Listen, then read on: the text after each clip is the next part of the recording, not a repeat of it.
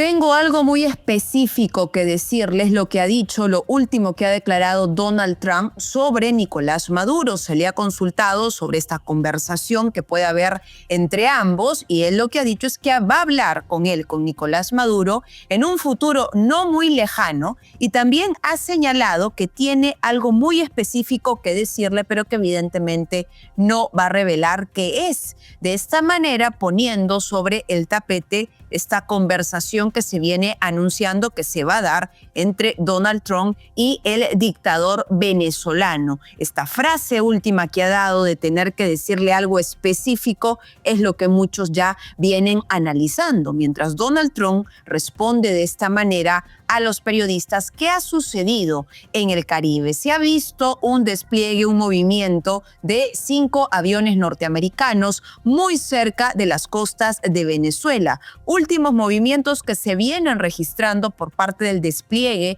que ha dado Estados Unidos del Comando Sur, y este reporte del sobrevuelo de al menos 5 aviones militares es lo que ya vienen señalando que incluso se han identificado, ¿no? Se encuentra, por ejemplo, un Boeing RC-135, que entre lo que han detallado los expertos, esto lo utilizan para misiones especiales en Estados Unidos de reconocimiento de capacidades de monitoreo electrónico y también en los análisis de señales.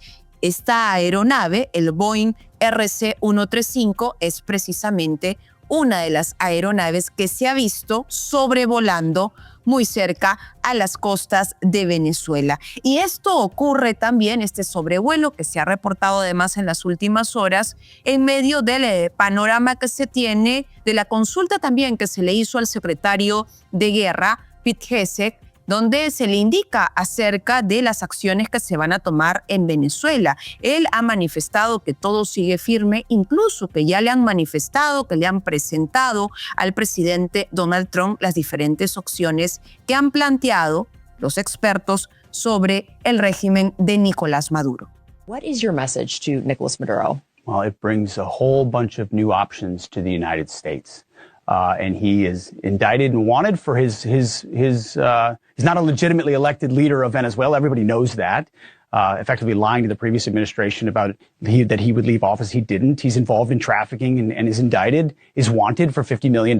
He knows all that. We know all that. Gives more tools to our department to give options to the president to ultimately say our hemisphere will not be controlled by narco-terrorists. It will not be controlled by cartels. It will not be controlled by what illegitimate regimes try to push toward the American people. So it's just about options. And we plan better than any organization in the world here. We want to make sure the president has options to include doing a whole lot, to include doing, the cartel mission that we're doing there as well. So nothing's off the table, but nothing's automatically on the table either. The message it's sending is the President of the United States is deadly serious about protecting our homeland and the American people. That for far too long, our own backyard was ignored, and we allowed cartels, narco-terrorists to run free, and we saw what happened across our southern border and to the American people.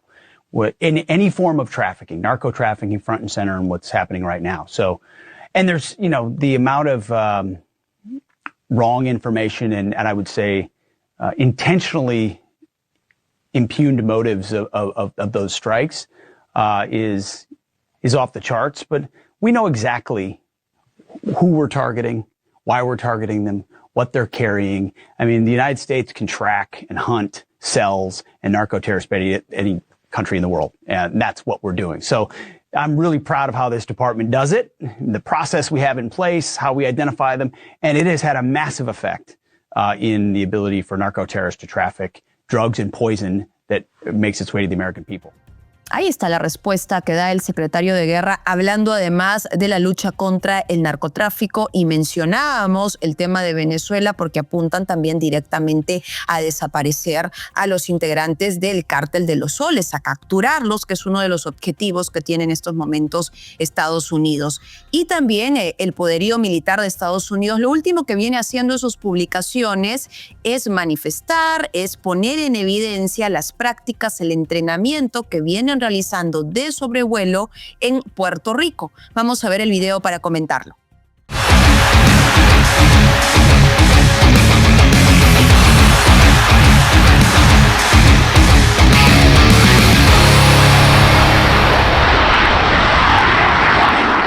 Mientras estas imágenes se difunden por parte de los integrantes militares de Estados Unidos, del Comando Sur, que día a día además vienen detallando cómo ejecutan su preparación, Delcy Rodríguez, la vicepresidenta del régimen de Maduro, sigue hablando también de cómo Estados Unidos, indica ella, quiere convertir al país sudamericano en su estado número 51. Lo que ha dicho también Delcy Rodríguez es que ellos no le temen a las guerras psicológicas. Vamos a escucharla. Pero nosotros no tenemos ninguna duda de nuestra victoria. De aquí venimos y para allá vamos. Nosotros seguiremos siendo una república independiente. Jamás seremos Estado de ningún otro país. Jamás. Y nuestro pueblo jamás obedecerá órdenes. Que un puñado de apátridas, bandidos y una bandolera prometan ser el Estado 51, no son venezolanos, no lo son. Los venezolanos somos Bolívar, los venezolanos somos nuestros libertadores, nuestros mártires.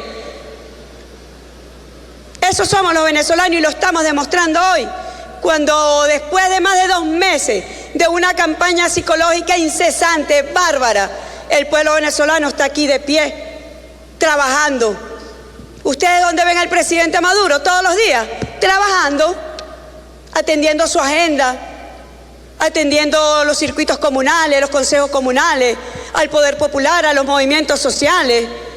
Y hoy que somos poder político, el pueblo está resuelto y decidido a no entregarlo a los fascistas, a los extremistas, ni a ningún hegemón decadente que se nos pase por el frente. Muy por el contrario, lo que está en nuestro corazón es la proclama del 20 de noviembre de 1818, donde Bolívar le dice a la España: somos libres, somos independientes y aquí en adelante hablaremos de igual a igual, en paz o en guerra, como tú quieras. Nosotros le decimos al gobierno de los Estados Unidos y a cualquier satélite que ande pululando por allí: nosotros somos libres y lo demás no nos importa nada. Al carrizo, cualquier consideración. No nos importan las guerras psicológicas ni tu política de engaño. Estamos muy claros que nuestro porvenir es la libertad y es la independencia. Gracias a ustedes, historiadores. Ahí está lo que dice Delcy Rodríguez, no creen en las guerras psicológicas. ¿Qué opinan ustedes al respecto? Envíenos sus opiniones si realmente el régimen, los integrantes del régimen del Maduro no creen en estas guerras psicológicas o están evidenciando lo contrario.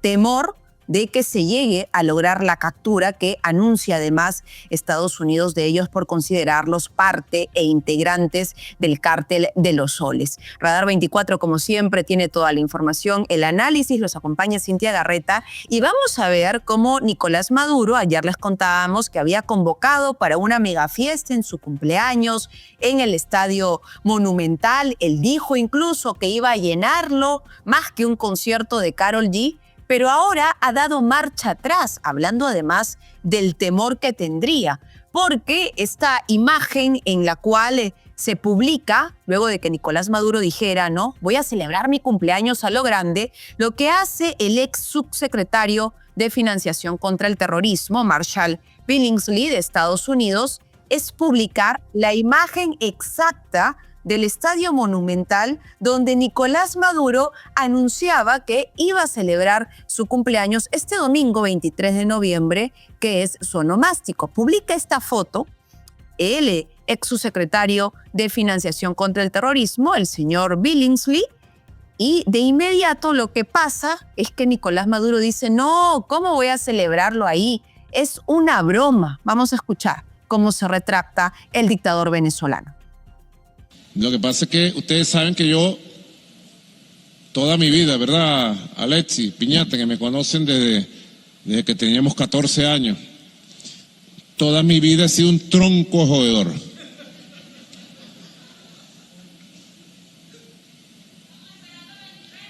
Entonces, yo ayer estaba hablando en una asamblea de 15 comunas allá en la carretera Vieja de La Guaira, en Ojo de Agua. Mi saludo a la gente de Ojo de Agua y de todas las 15 comunas por allá. Maravillosa esa visita. Y yo empecé a echar broma y un poco de gente se lo creyó. Entonces yo dije, bueno, el domingo que viene, 23 de noviembre, a votar y a votar en las comunas para elegir los proyectos. Y luego en las noches nos vemos en el Monumental para rumbear y celebrar mi cumpleaños. Y como la gente le gusta, es un bochinche, todo el mundo se lo creyó. Ahí está cuando dice, ¿no? ¿Cómo van a creer? Era una broma, y vuelve a repetir la frase, pero lo dijo. Y nos vemos el domingo 23, e incluso dijo que iba a llenarlo más que grandes artistas. Bueno, ahora está diciendo que no, que todo era una broma, y los analistas lo relacionan directamente a la publicación que hizo el exfuncionario de Estados Unidos de colocar precisamente en el lugar en el cual Nicolás Maduro pensaba celebrar su cumpleaños este domingo 23 de noviembre. Pero continúan además en Venezuela amenazando, persiguiendo a María Corina Machado, porque lo que ha dicho ahora el fiscal general del régimen chavista, Tarek William, es que ha amenazado directamente a María Corina Machado de considerarla, dicho, prófuga de la justicia si es que llega a abandonar, a salir de Venezuela para recibir el Premio Nobel de la Paz. Vamos de inmediato con el análisis, luego de ver e informar, además de lo que ha dicho el fiscal general del régimen chavista, que ahora amenaza de considerar prófuga a María Corina Machado si es que va o llega a Noruega a recibir el Premio Nobel de la Paz, que además ya han confirmado también otros presidentes que la van a acompañar. Estamos con José Antonio Vega, coordinador de Vente Venezuela en España. José Antonio, bienvenido. Gracias por estar con nosotros. ¿Y cómo toman ustedes además esta amenaza que ha dado ahora el fiscal del régimen chavista? Bueno, muchas gracias lo primero por este espacio, Cintia. Y esto no nos sorprende. Lo primero que hay que colocar es el debido calificativo. Este señor no es fiscal. El señor forma parte del entramado criminal autócrata que usurpa el poder en Venezuela. De manera que él está respondiendo a su naturaleza de persecución, la naturaleza que ha llevado a que María Corina pues, esté como tantas otras personas en la clandestinidad. Él encabeza al grupo que se ha encargado de sentenciar legalmente a personas, de perseguir. Tenemos que tener bien claro que este es un régimen que persigue, encarcela, tortura, mata, deja morir en las cárceles a miles de venezolanos. Este señor debería dar respuestas de por qué desde que Maduro está en el poder desde el año 2014, más de 18.000 venezolanos han sido víctimas de detenciones arbitrarias. Se contabilizan más de 20.000 ejecuciones extrajudiciales. Es lo que debería explicar esta persona. La persecución a María Corina y la violación a sus derechos ha sido una constante. La inhabilitaron para ser diputada, la expulsaron siendo diputada, la inhabilitaron para ser candidata. En las campañas hemos visto toda la persecución. Sitios donde María Corina llegaba eran sancionados, no se podía quedar en un hotel, se le prohíbe hace años hacer uso de las líneas aéreas. Es la constante asedio a María Corina. Claro, y además lo que vemos que vienen denunciando también ustedes, ¿no? Los rostros que han salido al extranjero, han tenido que salir de su país precisamente por la persecución, es que incluso se están viendo ataques también ya fuera del territorio de Venezuela, precisamente contra rostros de la oposición. ¿Cuál sería la respuesta de ustedes ante esta nueva amenaza de los allegados de Maduro? Y bueno, la represión, que es a lo que ha apelado el régimen, es un régimen obviamente de carácter criminal, pero que agudizó esta represión después de los resultados del 28 de julio, en los cuales salieron derrotados. A partir de ese día, más de 2.500 personas han sido detenidas. En esas primeras horas, 30 personas fueron asesinadas a manos del régimen, pero no se quedaron solamente en la represión en nuestro territorio. Ya tenemos la represión transnacional. Hace 2 días, nuestro compañero coordinador de Vente Venezuela y del Comando con Venezuela en Chile fue víctima de un atentado. Dos activistas también en Colombia hace poco más de un mes fueron víctimas de un atentado donde su vida pues se puso en peligro. Bueno, la más evidente... Franja electoral. Hola Perú, somos el APRA. Nacimos con tus abuelos, crecimos con tus padres y seguimos contigo construyendo el futuro. Tú nos conoces. Hicimos grandes obras, creamos trabajos dignos y gobernamos con estabilidad. Hoy estamos aquí para volver al desarrollo con políticos serios, con experiencia de buen gobierno y con visión de futuro. Este 30 de noviembre participa en las elecciones primarias del APRA. Franja electoral. Todas es la del teniente Ojeda en Chile, donde la propia Fiscalía chilena ya ha denunciado ante la justicia internacional a altos personeros del régimen como implicados en este abominable asesinato. ¿Y creen que esta nueva amenaza, ¿no?, de Tarek William va a hacer replantear en algo a María Corina si ir o no a recibir el premio?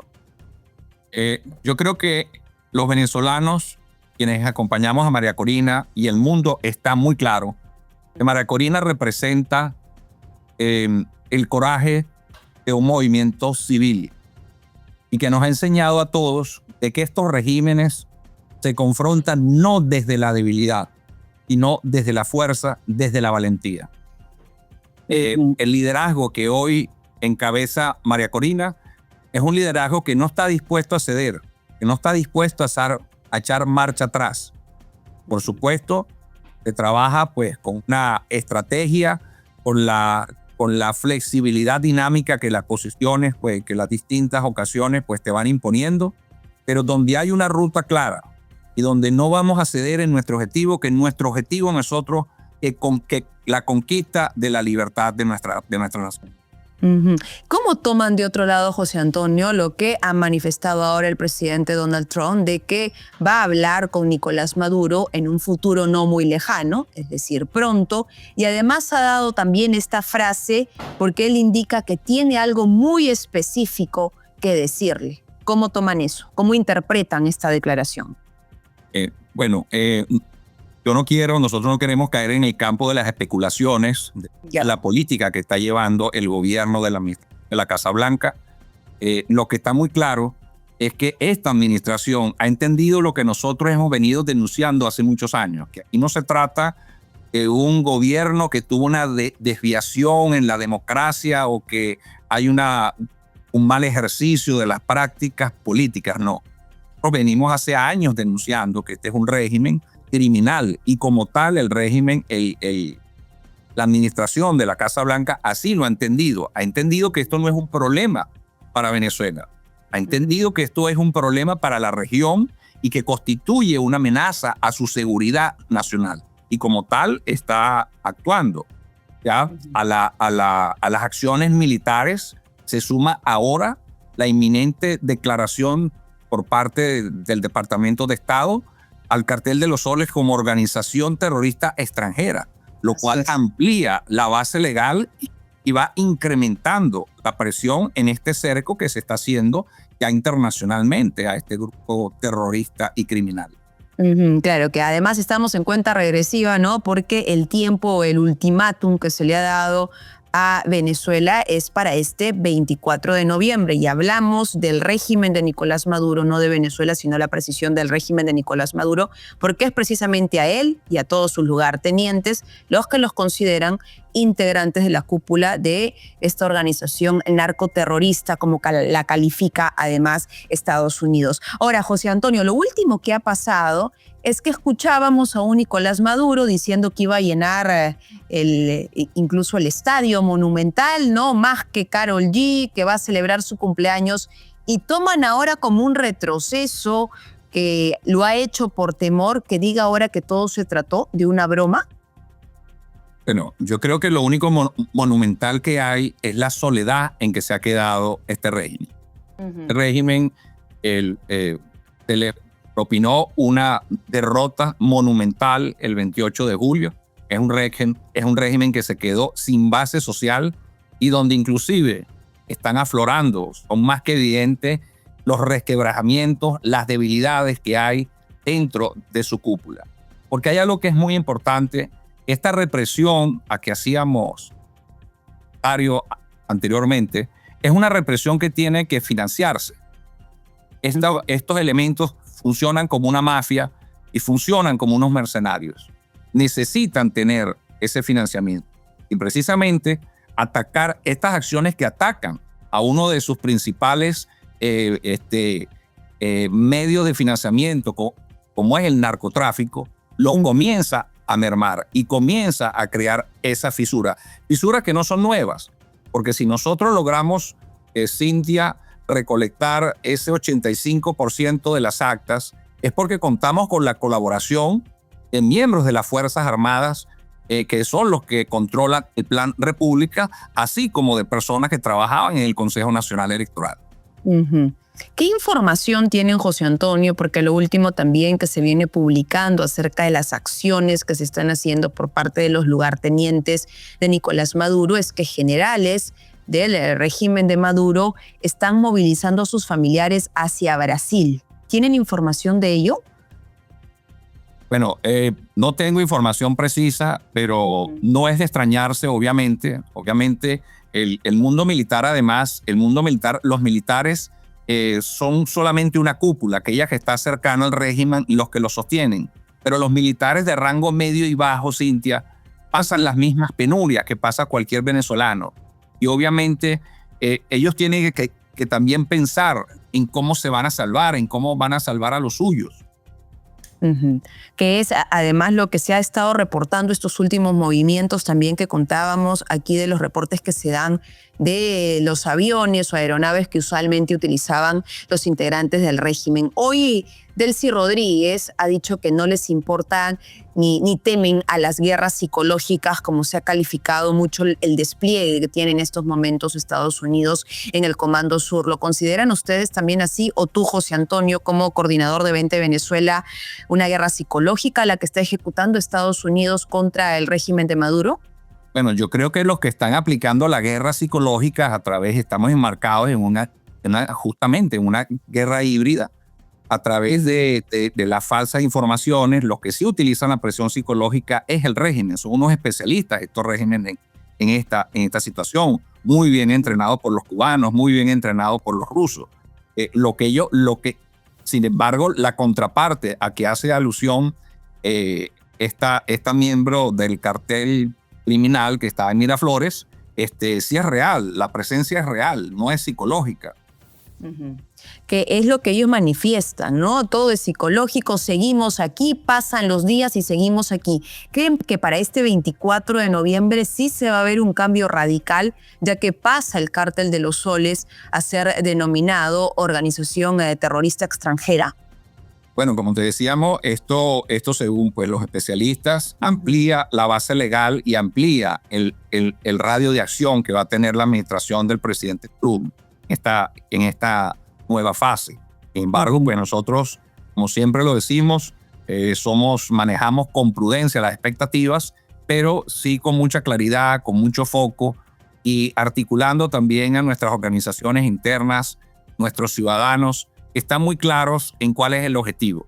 Los venezolanos estamos trabajando, repito, para lograr la libertad de Venezuela. No estamos trabajando para negociar una mejora en las condiciones del cautiverio.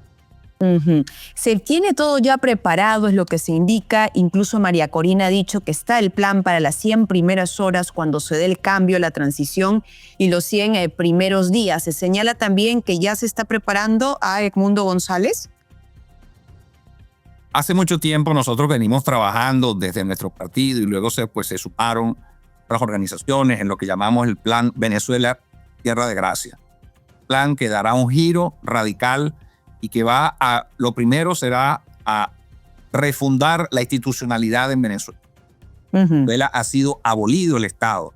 Y lo más importante no solo es que vamos a recuperar el Estado, vamos a recuperar la nación, donde sean los ciudadanos el centro de atención más que el poder político, donde tengamos un Estado al servicio del ciudadano y no al revés, donde el Estado se ocupe de las funciones vitales como es garantizarle al ciudadano su propiedad, su libertad, su seguridad y que permita que dé las condiciones para que el ciudadano sea el artífice de su propio destino. Atrás va a quedar este modelo en el cual se establecían unas políticas de controles, donde se controlaba al al individuo, a los ciudadanos a través del hambre, a través de la violencia, a través de la corrupción.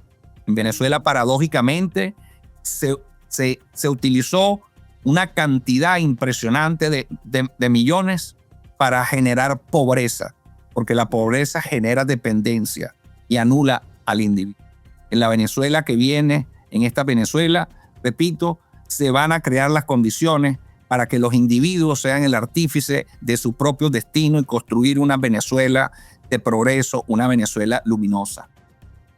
Que tanto tiempo además están esperando que pueda ocurrir ya en territorio venezolano. José Antonio, gracias por estar con nosotros. Hablábamos con José Antonio Vega, coordinador de Vente Venezuela en España. Bien, y vamos a continuar con el panorama internacional porque la atención también está en Chile. Como ya se lo habíamos contado, aquí en Radar 24 se viene la segunda vuelta este 14 de diciembre y son 2 candidatos los que han pasado al balotaje, y lo que indican además las encuestadoras es que sería José Antonio Kast con un 61% el que terminaría ganando las elecciones en Chile, venciendo a Yanet Jara, que alcanzaría solo un 39% y representando también esto el fracaso, la caída del gobierno de Boric. Vamos a analizar este tema, pero centrándonos además en lo último que ha dicho, las últimas declaraciones que ha dado el candidato que terminaría ganando las elecciones y que se convertiría en el futuro presidente de Chile, hablando de José Antonio Kast, que lo que ha anunciado es que los migrantes ilegales tienen 111 días para salir de Chile, y lo ha hecho además este anuncio desde la frontera con Perú. Vamos a escucharlo. Estoy en la frontera de Arica, Parinacota, con Perú. Quiero decirles a los inmigrantes irregulares que les quedan 111 días para dejar Chile voluntariamente. Si ustedes lo hacen voluntariamente, pueden llevarse todos sus recursos. Si no lo hacen, vamos a aplicar la ley. En Chile se va a aplicar la ley. Si usted no se va voluntariamente, lo vamos a detener, lo vamos a retener, lo vamos a expulsar y se va a ir con lo opuesto. Por lo tanto, yo los invito a que salgan a los países por donde ustedes llegaron, y si quieren entrar a Chile alguna vez, háganlo por la puerta con sus documentos al día. Si no, jamás van a poder estar en Chile. Y a las personas que transporten, le entreguen mercadería, ayuden a los inmigrantes irregulares, también les vamos a aplicar sanciones. Por lo tanto, yo les pido la colaboración en estos tiempos que nos quedan antes de que asumamos el gobierno que va a recuperar y reconstruir Chile, que tomen una decisión prudente en base al sentido común y nos colaboren para que esto pueda ocurrir de la mejor forma posible. Bien, vamos a analizar de inmediato, por supuesto, aquí en Radar 24 lo que significan estas declaraciones y cómo han sido tomadas también en Chile. Estamos con los expertos. Ya nos acompaña Rodrigo Sandoval, ex jefe del Departamento de Extranjería y Migraciones de Chile. Rodrigo, bienvenido. Gracias por estar con nosotros. ¿Y cuáles son las reacciones que se han generado a raíz, además, del lugar en el cual el candidato hace este anuncio? Te escuchamos. Hola, ¿cómo están? Un gran saludo a todos. Hola, Cintia. Bueno, evidentemente el tema de la migración, como yo creo que pasa en todas las elecciones recientes en la región, ha adquirido un protagonismo que va llevando a los candidatos a ir aumentando la apuesta respecto de las medidas más efectivas, las medidas que se muestran más efectistas y las medidas que hagan más sentido respecto de cómo la gente está concibiendo el fenómeno migratorio y cómo la respuesta que espera de sus políticos no tiene mucho que ver con cómo funciona la migración, sino cómo aseguran expulsar a la mayor cantidad de migrantes. Aquí no hay un tema de racionalidad, aquí no hay una reflexión respecto de cómo es la migración, respecto de qué migración se necesita, de qué cantidad de migración se necesita, sino más bien se da por sentado que el problema es un exceso de migrantes y por lo tanto los candidatos que les va a ir bien son aquellos que ofrezcan expulsar a la mayor cantidad de los extranjeros posible. ¿Se tiene la capacidad para hacerlo luego de este anuncio? No, por ningún motivo. Solamente considerando aquí un de empadronamiento, de identificación voluntario de extranjeros hace 2 años, y en ese proceso resultaron 182.000 personas, que ni siquiera son solamente los irregulares, sino que estamos hablando de las personas que ingresaron por la frontera irregular. Los irregulares son casi el doble. Y por tanto, estas 182.000 personas, que es el número que alcanzó, nosotros tratamos de expulsarlas en vuelos de una vez por mes a 60 personas por vuelo, significa que nos demoramos 300 años en echar a todas esas personas. Imagina. Lo cual demuestra por sí mismo lo absurdo, lo inaplicable de esto. Lo poco viable. Es una oferta... Es que es inviable y porque además es inconveniente. A mí me interesa destacar mucho esto. No solamente Chile no tiene la capacidad de expulsar a todas aquellas personas que se encuentran en situación migratoria irregular, sino que a Chile no le conviene hacerlo, porque Chile tiene tasas demográficas sumamente bajas. Estamos en un proceso en que el bono demográfico está en reversa y por tanto Chile necesita más población. Y además necesita población más joven, que es precisamente la que aporta la migración. Y entonces el problema, para ser más sensatos, no es si tenemos que evitar o no que lleguen los migrantes, no es si tenemos que expulsar migrantes, sino que el problema que tenemos que resolver es cómo nos aseguramos que los que están puedan ser integrados, puedan ser administrativamente regularizados, cómo gestionamos sanamente aquellos que están por venir. Los políticos carecen del coraje para esa verdad que no quiere escuchar a la ciudadanía. El problema no lo tiene la migración, el problema lo tiene la calidad de la política.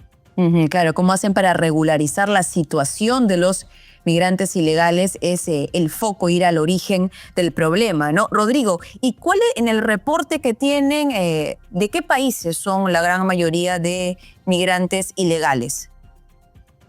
Bueno, como pasa en todos los países de la región y como también ocurre con Perú, evidentemente la principal dimensionalidad de crisis migratoria es la que tiene que ver con los nacionales de Venezuela. Efectivamente, Venezuela ha generado un proceso de desestabilización migratoria que ningún país de la región ha sido capaz de contener, y precisamente son Perú y son Chile los dos países a los cuales, en términos relativos, en comparación con su población general, es a los que más fuerte les ha pegado. Eso no solamente significa una importancia en términos de cantidad de migrantes, sino también precisamente en la inestabilidad política que ha significado la migración como tema de opinión pública y que ha limitado tanto a los gobiernos como también a los candidatos a poder debatir estos temas de forma más razonable. Aquí es bien peligroso porque nosotros estamos que en el mundo público, en el mundo del debate público, estamos impidiendo que analicemos racionalmente la migración. Y eso está llevando a la migración a resolverse en el terreno de la informalidad, lejos del Estado. Y eso, el único que gana es el crimen no organizado. Si los estados no abordan la migración como lo que es, una realidad que tienen que gestionar, que tienen que regularizar, termina siendo el crimen organizado el que le ofrece trabajo, el que le ofrece inclusión y el que le ofrece oportunidades laborales a aquellas personas que el Estado está desconociendo. Y por tanto, el gran problema que tenemos en esta región es el robustecimiento del crimen organizado. Cuando nosotros no asumimos seriamente el debate migratorio, solamente empeora. Y que lo haya hecho además este anuncio, este video que se ha grabado desde la frontera en Arica, ¿es precisamente la zona por la que más se filtran ilegales? Es que justamente eso es lo interesante de este llamado. Él lo hace en la frontera que tenemos con Arica. De la frontera que tenemos con Arica es precisamente la frontera mejor gestionada en términos que la gran mayoría de los tránsitos migratorios que hay ahí son tránsitos migratorios que se hacen por Chacayuta, que es el paso fronterizo que compartimos con Perú, Santa Rosa por el lado de Perú. En cambio, en el lado donde sí tenemos una complejidad es la frontera que tenemos con Bolivia. Para dar una dimensionalidad, con Bolivia nosotros tenemos una frontera de 600 kilómetros. 600, que como sabrán nuestros amigos de Perú, se trata de una frontera sin mayores accidentes geográficos, lo que hace que sea una frontera muy porosa, muy permeable, y a la cual es muy difícil tener un control absoluto. Esa frontera, que es equivalente casi a la altura que tiene toda España, es mayor a la altura que tiene Ecuador, es la frontera donde de verdad se está produciendo la falta de control migratorio.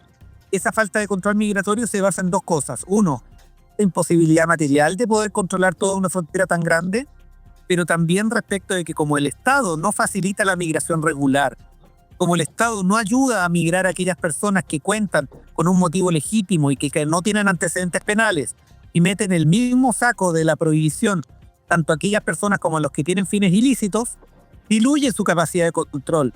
Entonces nosotros no podemos ser duros con la gente que ingresa en forma clandestina, cuando en ese grupo también vienen familias y viene gente bien intencionada, lo cual sería distinto que si nosotros a esas personas les permitiéramos entrar en forma regular, permitiría que pudiéramos ser más duros con aquellos que lo hacen en forma clandestina.